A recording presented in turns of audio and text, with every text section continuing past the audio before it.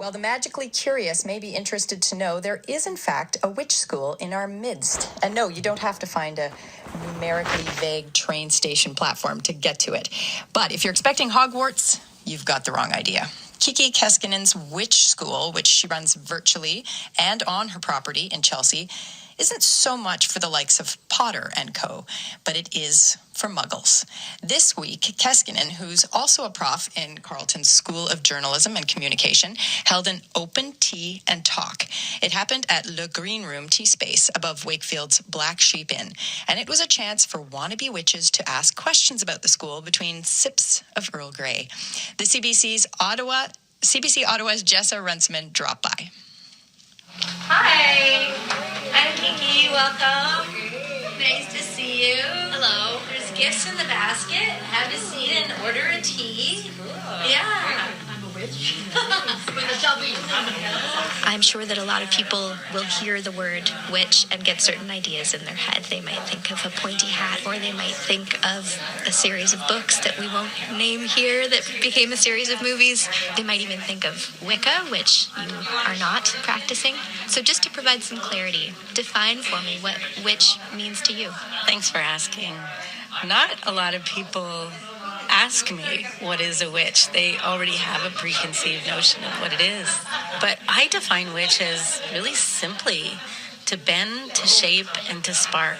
Like the wick of the candle. If you look at a wick of a candle with a flame on it, that's all it does, bend, shape, spark. Witches are often healers, activists, change makers, and shapeshifters. You're also a professor, and I wonder how that aspect of your life is integrated or isn't integrated with this, and has it always been that way? Is this something that you've been as open about as you are now? I think I'm out of the broom closet now. I teach at a variety of universities. Being a witch has helped develop my intuition. So working with people and teaching students and just being open and compassionate to what everyone's going through has made me a better teacher. And just give it a little bit of smoke. It won't burn out of control, it'll just smolder. But it is historically about welcome. I answered an ad that was in Tone magazine back then. And the ad said, come to this address in New Edinburgh, sit on the living room for 8 weeks in a row every Wednesday night, and learn about ancient traditions and healing arts, the power of goddess mythology, and learn about the origins of magic. I just, on a whim, answered that ad and started attending. And there was about 10 of us sitting on a living room floor. I was the youngest by 20 years, so I was like a baby witch. But after that course ended, we continued to circle together twice a month for 18 years. But what was it about that first interaction? I mean, like you say, answering an ad on a whim, showing up, it doesn't sound like the word witch was even mentioned at all. I think that what still resonates for me today is nature-based spirituality. So many of us are craving the forests and nature as a temple. In fact, that's usually where we go to equalize our nervous system, and that's my church. That's most of our churches nowadays. So I would say that the words that resonate for me are feminist-based spirituality. And feminist, yes, it has the word feminine, but it doesn't necessarily mean it's just for women. It means the feminine within all of us. It does tend to attract women in midlife, and perhaps that's just the circumstances of their lives. They've let go of something, and they're looking for something with meaning and community. And they all seem to have a couple of things in common. One, they're looking for regular structure community. Like, it's every Thursday night, so show up. You paid for it. It's a little bit like having a personal trainer for your spirituality. But there's an accountability. There's a group there, and there's homework. I think that's one part of it, is the structure. The other is, oh my gosh, I'm going to be part of a wider community forever, an intergenerational community. This is fantastic. And then the third reason is deepening one's spirituality. And not all people that enroll in witch school identify as witches. They may be Buddhists, and they're just really curious about what's being taught about feminist-based leadership and nature-oriented spirituality. And this is a curiosity that they're fulfilling. Describes you. I've read a little bit of your stuff online. Yeah. It's a 12-month program. It's a pretty big commitment. It starts at the beginning. Anthropology, history. We need to learn the beginnings of why the patriarchy oppressed witches and shamans and anyone that was considered a healer and not part of the pious center or rite. So we have scholars come in and teach like on PowerPoints and documentaries, and then students write their reflections and really take in the history, the foundations of what is being a witch throughout time.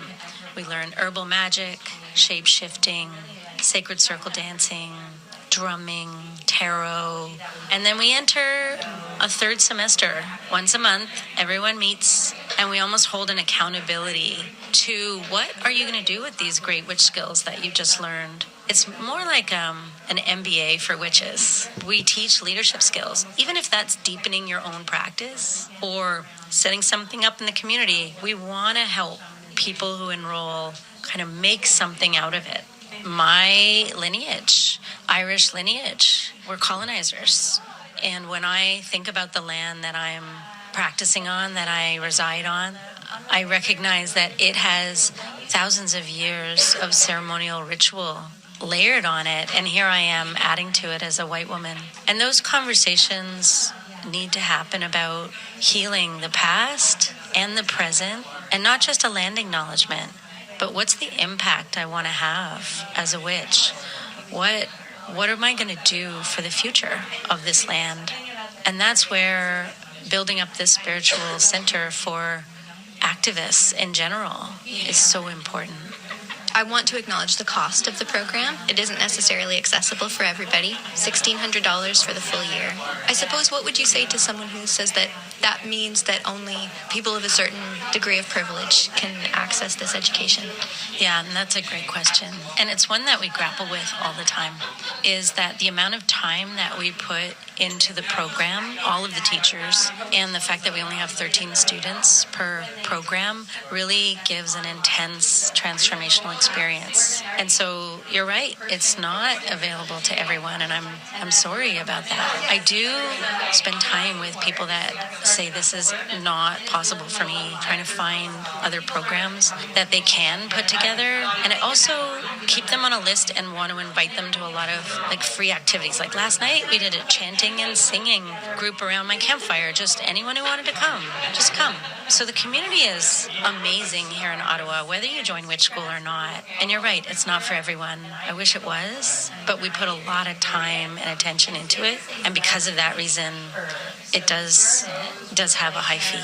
I want to get back to this idea of your teaching, because I'm sure that there are a few crucial things that you want your communication students to take away. And likewise, there are essential things that you hope that your students at the Witch School come away with. And I'm wondering if there's any overlap in the people, as a teacher, what you're hoping to convey to your students across the board. Well, first of all, you're doing it right now. You're really open to the person that you're engaging with. A lot of that is eye contact, but it's also opening to what they're really saying. And that means a keen ability to listen and hold space. And hold space isn't just like a woohoo term. It's really attention. And in this day and age where we have attention deficit, it's an incredible skill, both for a witch through Witch School and, my journalism students, is to pay attention. Now, in Witch School, I probably teach more around now open up so that you're not thinking while you're with that person.